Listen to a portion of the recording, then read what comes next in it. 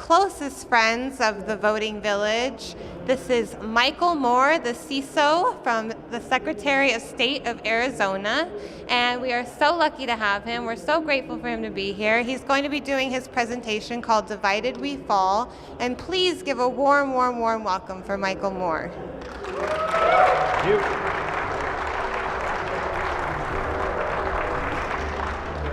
Hey everybody, how you doing? Everybody doing okay? Can everybody hear me okay? All right, we've got some audio stuff that we might work out. There might be a little bit of reverb at times. I'm going to be playing some audio for you later. It's going to be coming from that device, so please be patient if you can't hear it. We have some solutions in place. You may have to come forward and huddle and hear it, but I want to make sure that everybody can hear it. So, this is Divided We Fall. Last year, United We Stand. This is sort of the Empire Strikes Back of the conversation, right? I hope you're doing great today. We're going to bring it down a little bit and then hopefully above where you were. Also, my goal is wherever you are on the spectrum in your confidence in elections, I want to shift you towards more confident.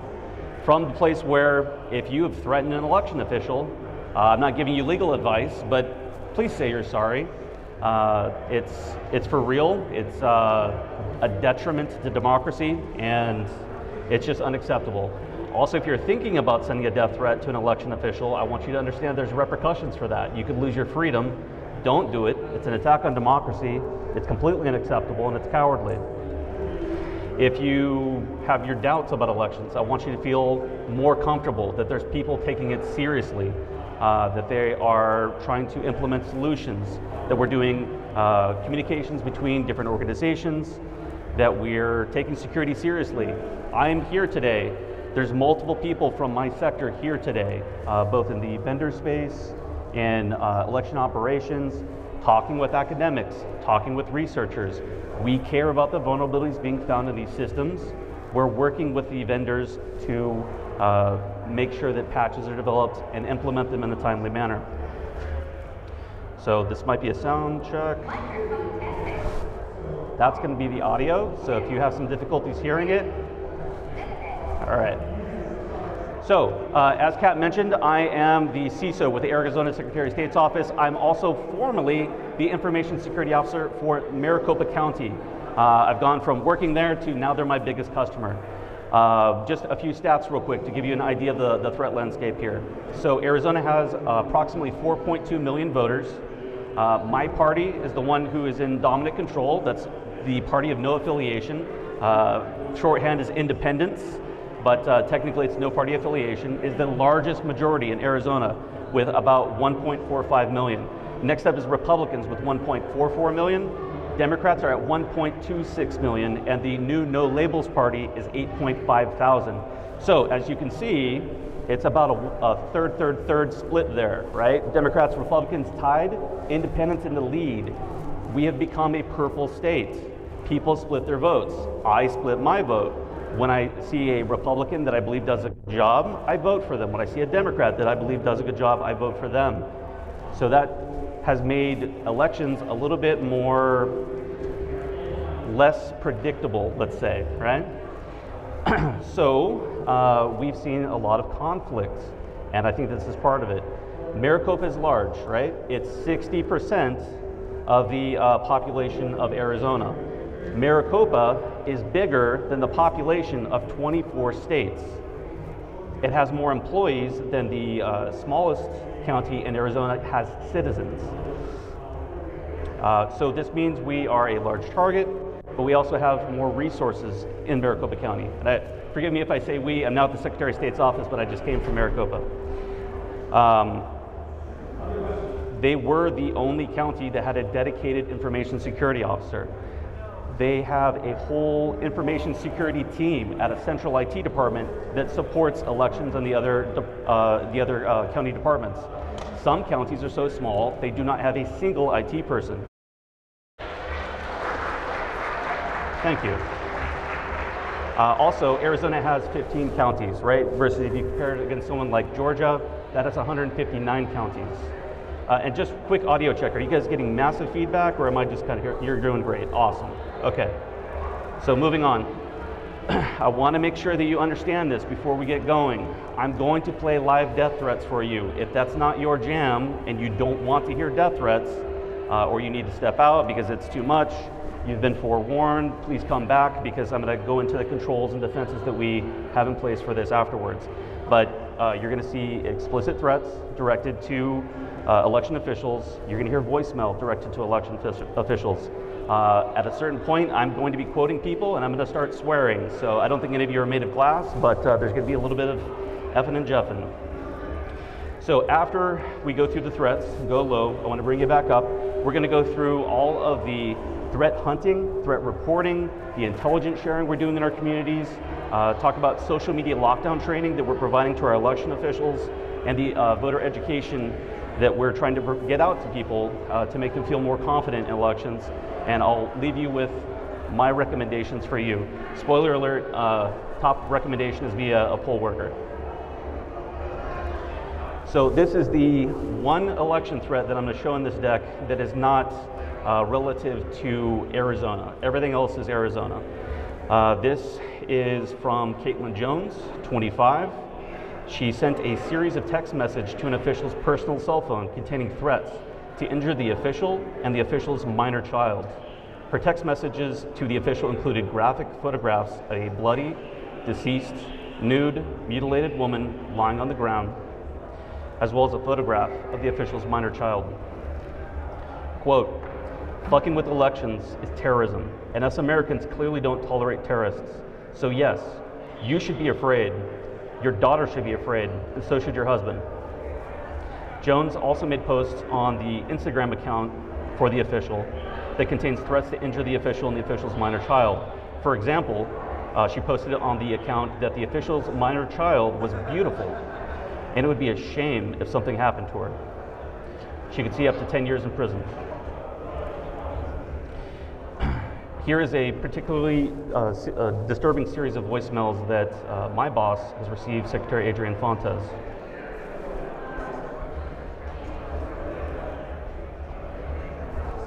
Yeah, audio problems.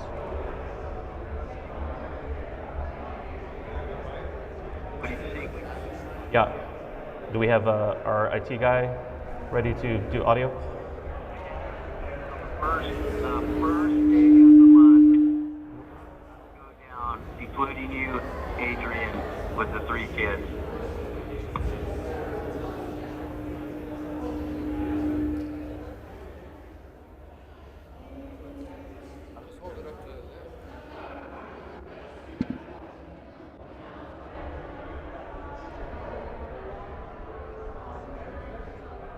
Background.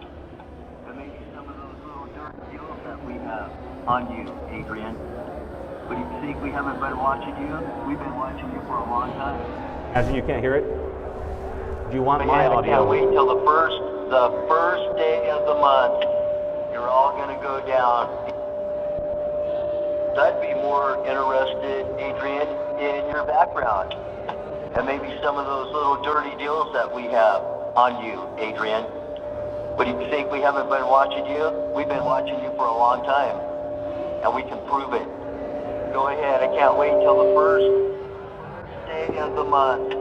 You're all gonna go down, including you, Adrian, with the 3 kids.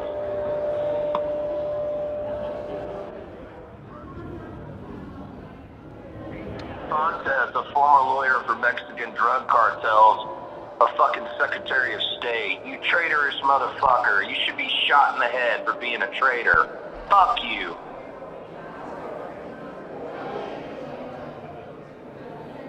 Check, check, check. All right, testing. Are we good? No feedback?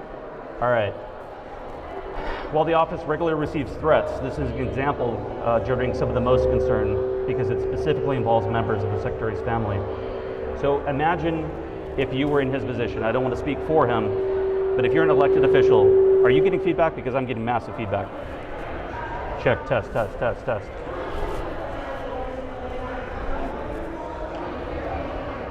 Check, test, test, test. Microphone testing, 1, 2, 3. Test, test, test.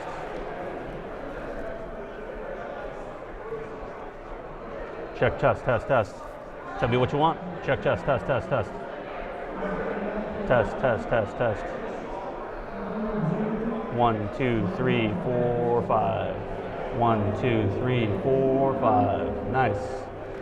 So dipping and diving takes you a little bit out of the experience right there, but apologies. And just as an FYI, folks, there's also a pre-recorded version of this. So if there's any part of this that you want to share with other people or that you miss, you're going to be able to get to it on the Voting Village's website. So, as I was saying, imagine you're an elected official.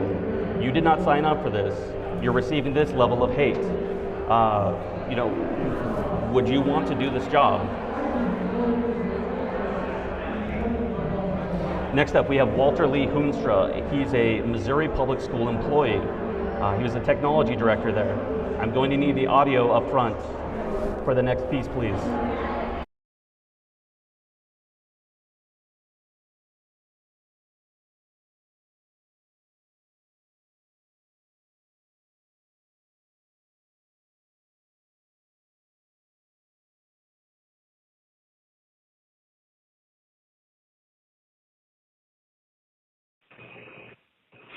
So I see you're for fair and competent elections, as that's what it says here on your homepage for your recorder position you're trying to fly here. But you call things unhinged and insane lies when there's a forensic audit going on. You need to check yourself. You need to do your fucking job right, because other people from other states are watching your ass. You fucking renege on this deal or give them any more troubles, your ass will never make it to your next little board meeting.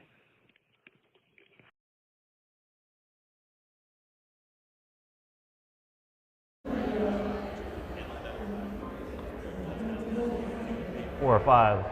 Check, check. Awesome. Here we go again. So this doesn't happen in isolation. Why did this gentleman call from the Missouri region, a recorder in Maricopa County, Arizona, to threaten his life? This is a trend that we've seen. Many people say, my elections are fine in my area, it's the other ones that I don't trust. So we see people threatening across borders.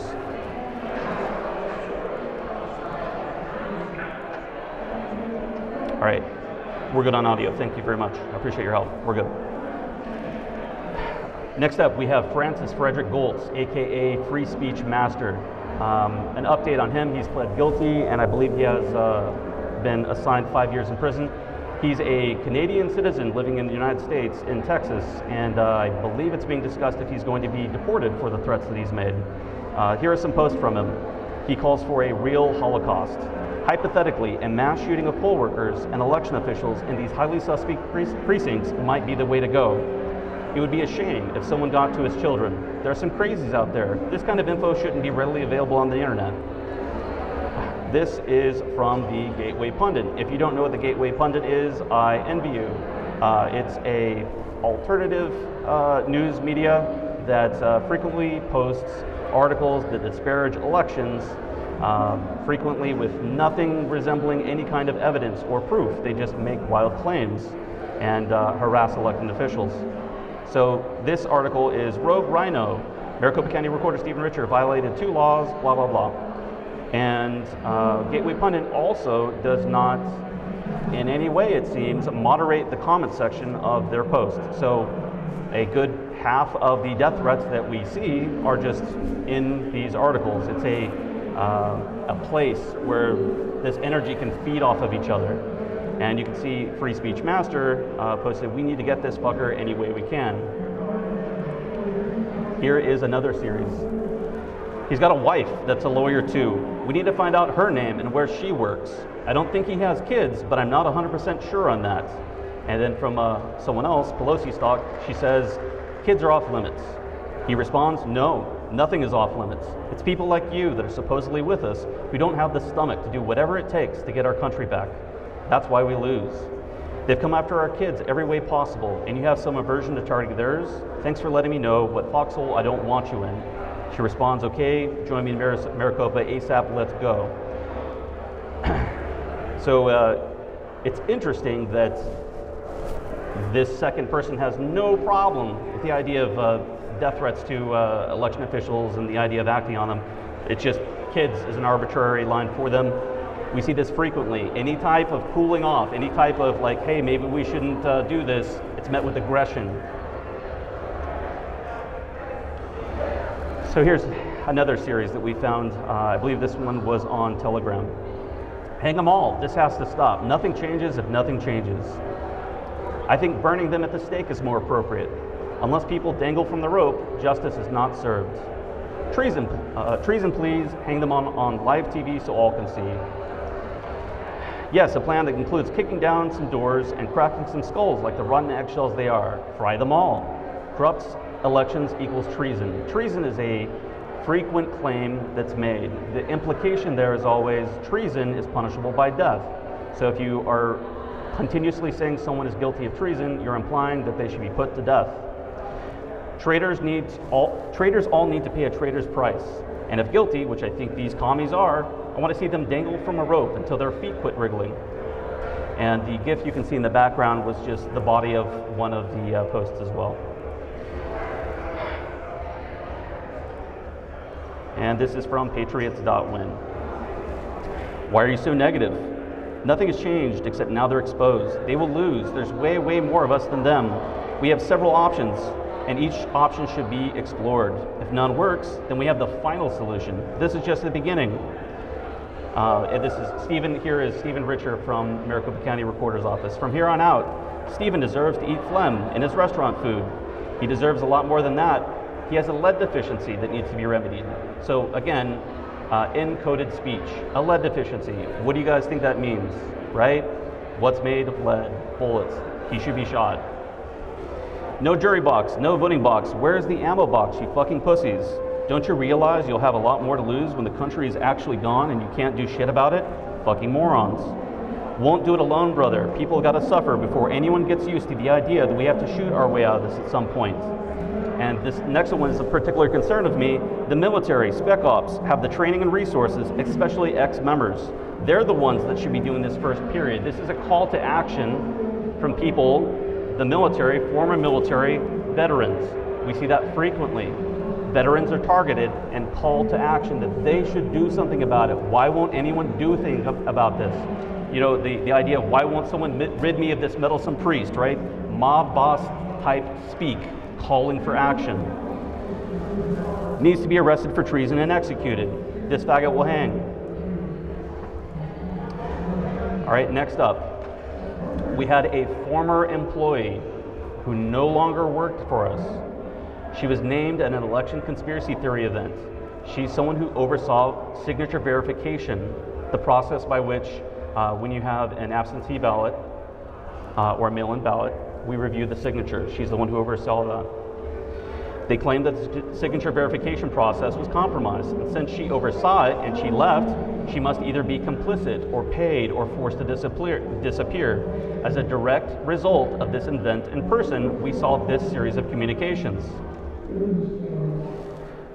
So, where is her name? Former election and her position of Maricopa County.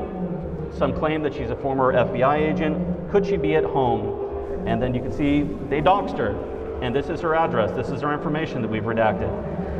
Someone responds, is this for real? If so, this is the moment we've been waiting for. Once these scumbags start fleeing, we know for sure the good guys are kicking butt. And another response, bang, bang. What do you think that means? That is an implied death threat. So it is trivial to find addresses online, and it's something we're still working to respond. Are you guys getting feedback again? I don't know if I'm too close. Can you hear me? Check, check, check. Check, test, test, test. All right. So she reached out to us after the fact. And she fortunately wasn't home, but there were people that were banging on her door in person at 3 a.m. in the morning, and her Nest camera picked this up, right? In-person event, claiming that she committed crime, knocks on her home. So in 2022 at Maricopa, we processed 386 threats. Many of those were single threats. The FBI gets frustrated at us when we submit more than one threat at a time. However, there is a limit to how fast they allow us to report threats. So sometimes they're coming in too fast and we had to provide them with a package of threats, right?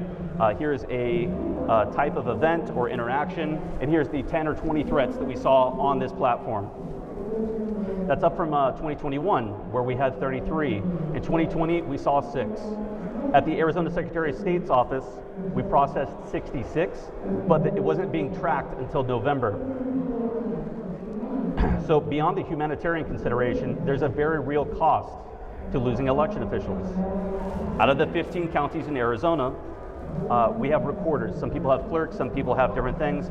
The recorder is the highest election official that runs a county, right? Elections are run local. Out of 15 counties, 7 recorders have retired since 2020, 13 election directors, and I believe that number's out of date. We've had a few more, and there's another one who's retiring soon. Think about the loss of experience. We have skilled election workers who understand the process, who have, they understand the community that they live in, and it's being cycled out. We've had people standing outside of our election facility, filming people going in and out, taking pictures of license plates. What happens when they start following our workers home? Who wants to work at government wages and experience death threats? What's more, in 2022, we saw a surge in Dropbox watchers. What happens when citizens feel it's unsafe to return their ballot? So, low, let's try to bring it back up.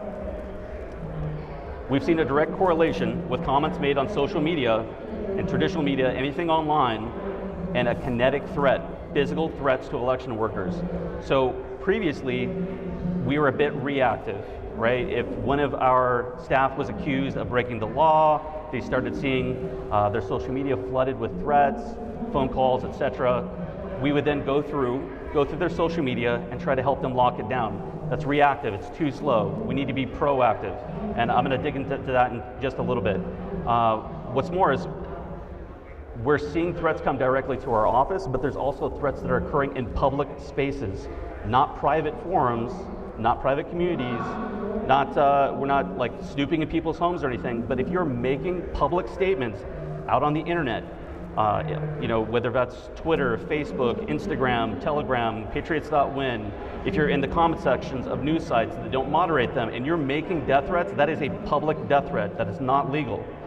So we do threat hunting and gathering. We do it inside of our department. We do it at the Arizona Secretary of State's office. Maricopa County does it, and the other counties do it as well. And we communicate with each other. We also have third-party vendors that are out there doing threat hunting, and law enforcement as well. When people make threats, we have to take them seriously, right? The first step in someone being an active shooter is making some sort of claim, saying, I'm gonna kill you. How did that feel? I didn't like it, maybe they back down. Maybe it emboldens them. Nobody stopped them.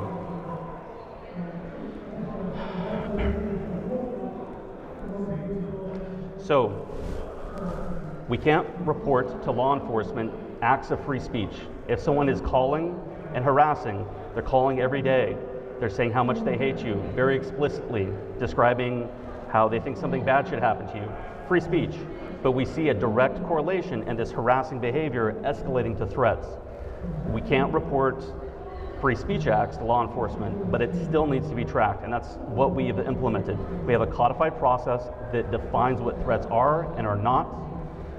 So again, just saying I hate you, you suck, that's harassment, right? That's not a reportable event to law enforcement. Instead, a threat is a statement or intention to inflict pain, injury, damage, or other hostile action to someone in retribution for something done or not done. It can be direct. I have a gun and I'm going to shoot you. It can be indirect. Somebody should shoot you. A threat can be encoded using slang or pop culture references or word games.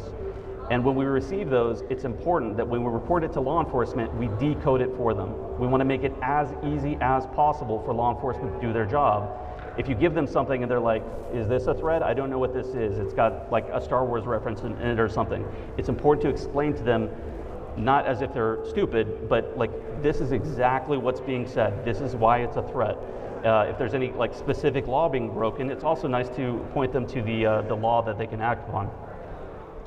So next, internal ticketing. It sounds kind of odd, but our solution to tracking these things, especially things that are not immediately reportable, is we create a ticket. Every single time there's harassment or threats, we make a ticket, just like it's an IT problem, and it's tracked in our system.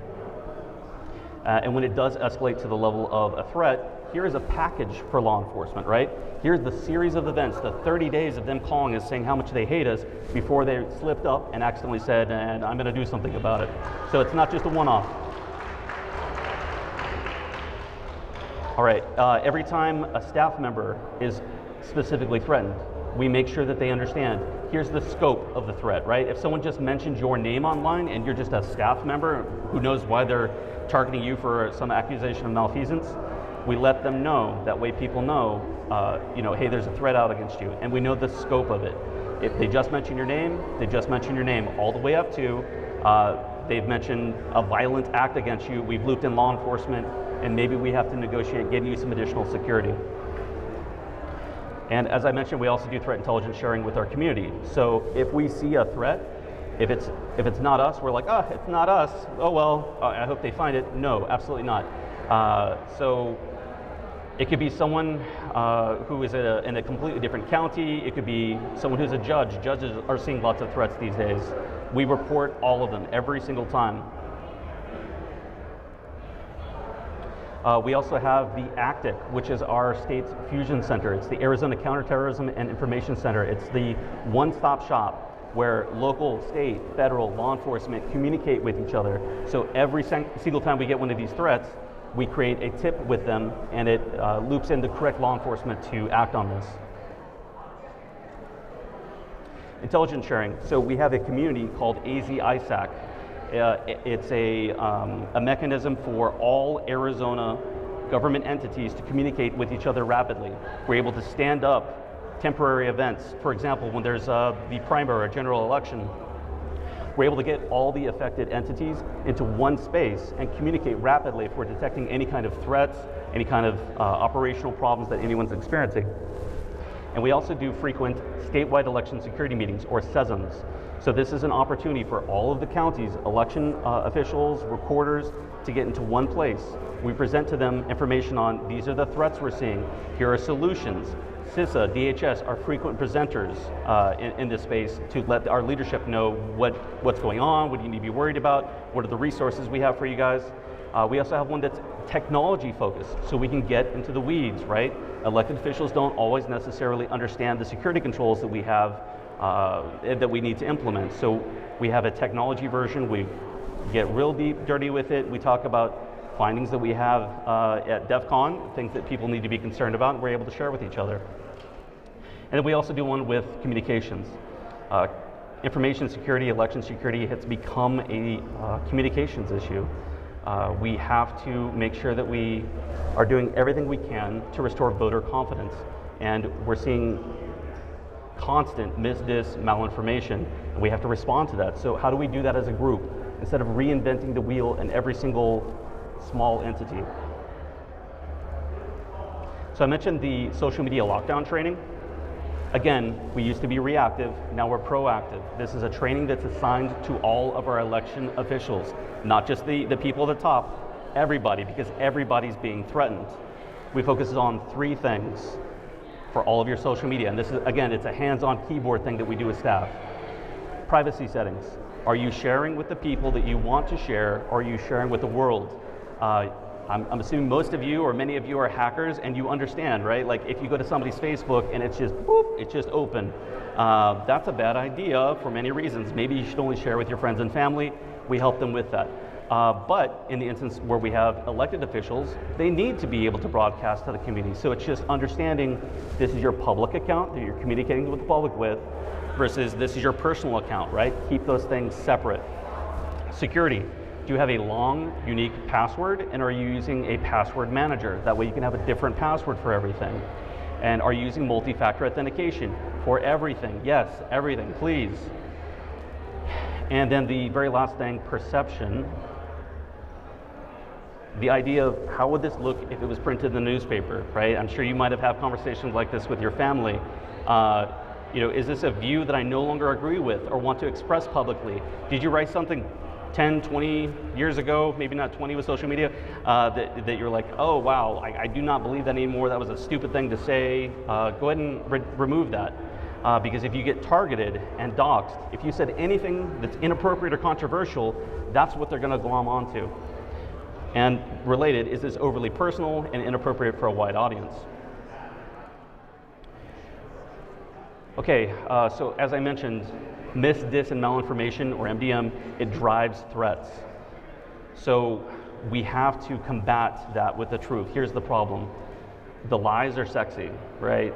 Some of you may have seen or heard of 2000 Mules. It's set to music, right? Da da da da da da da da. Nobody wants to read the election procedures manual, right? That's boring. Maybe hackers do. But we have to find a way to make the truth, what's actually happening, policies and procedures, somehow we have to make that sexy, right? So that's the extremely challenging, maybe not impossible mission of our communications team.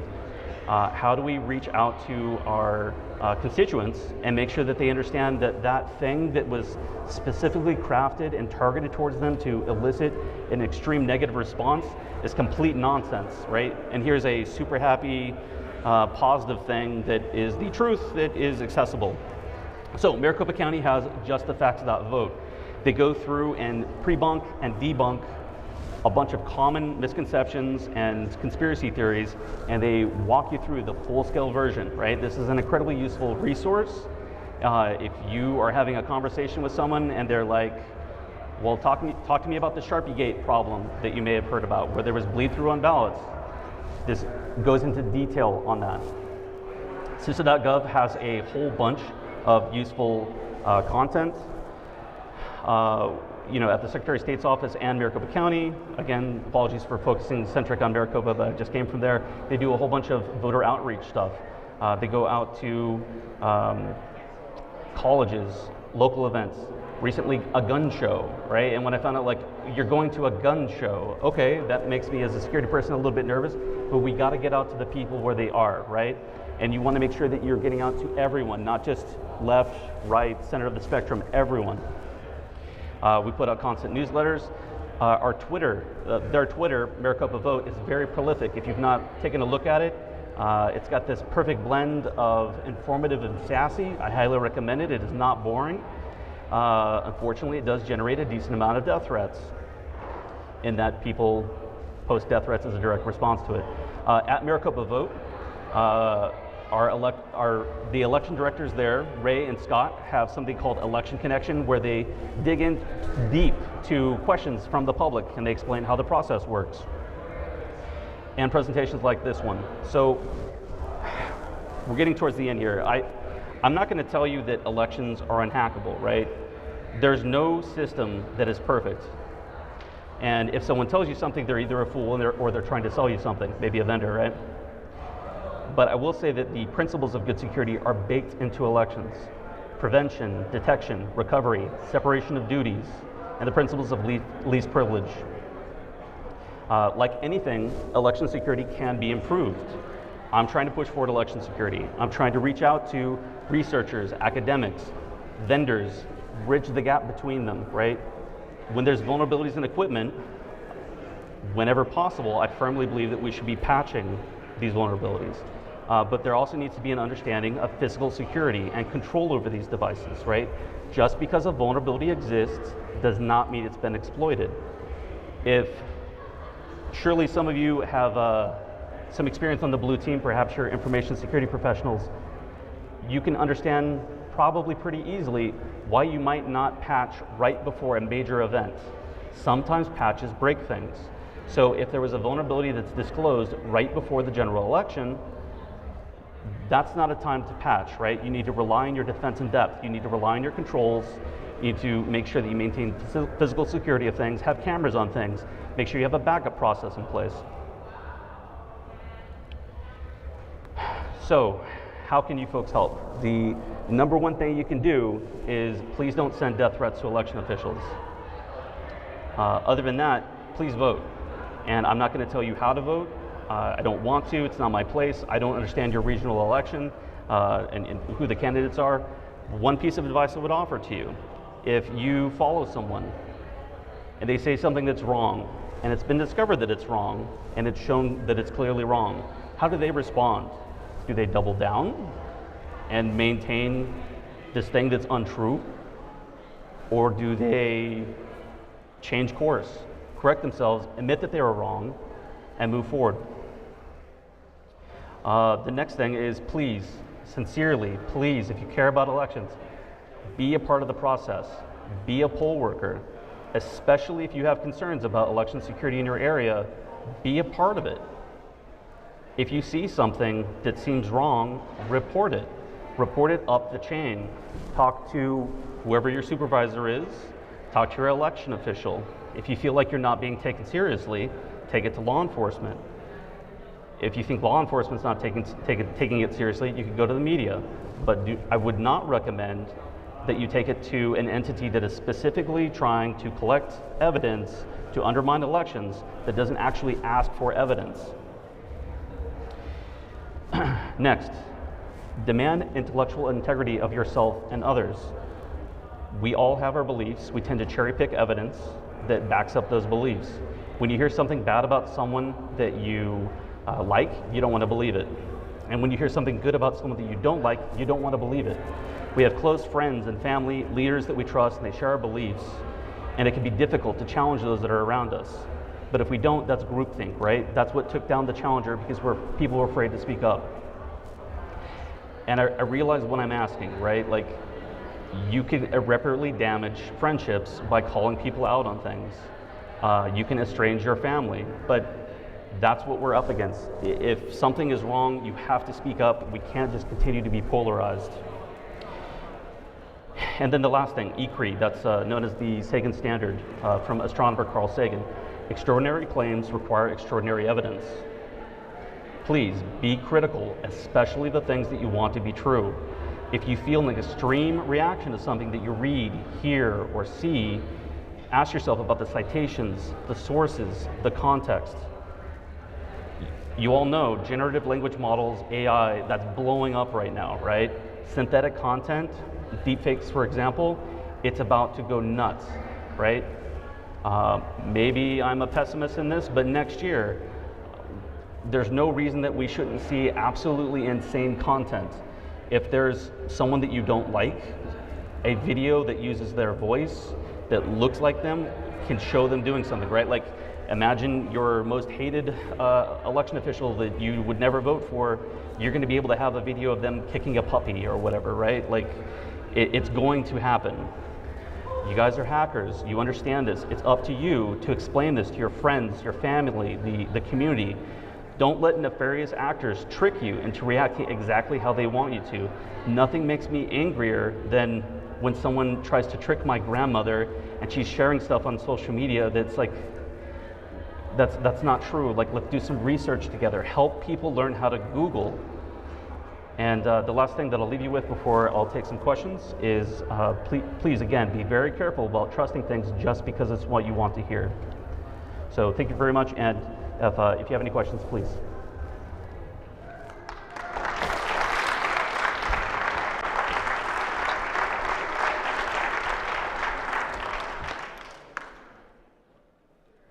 Any questions? Nope. Nice, I nailed it. But sincerely, if you don't want to ask a question now, I'm going to be here all day. I'm surrounded by other people that are election experts. We would love to answer your questions, so please.